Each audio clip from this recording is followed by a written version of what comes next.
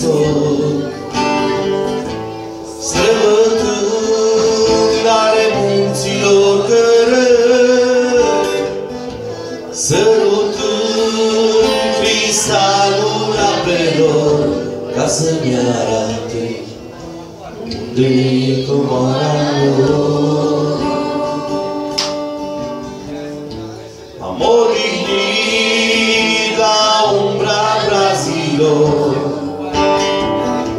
îmbrățișând a crestelor fire culori, și luna plină noapte mă veghea, și somnul dulce cu lacrimi șoptea.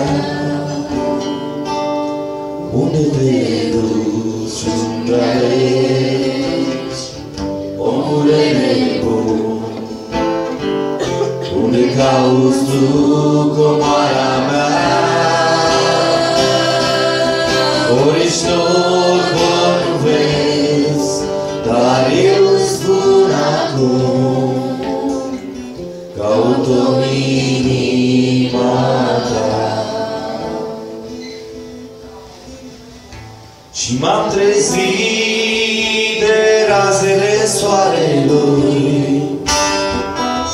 ce mângâiau crestele muntelui și mi-arătau frumusețea văilor prin pădurea deasă, unde-i comoara lor. Și am ajuns ca vântul printre viscuri, fără să mă gândesc la ale vieții riscuri, căci auzea mereu în mintea mea al lumii glas, încet cum îmi șoptea. Unde te duci, unde alegi, omule nebun? Unde cauți tu comoara mea?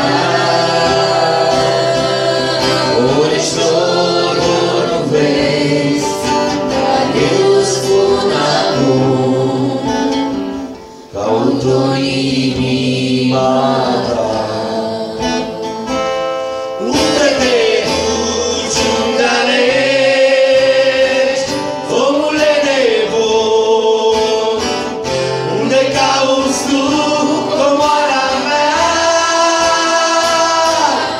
Ori ești orb, ori nu vezi, dar eu îți spun acum, caut-o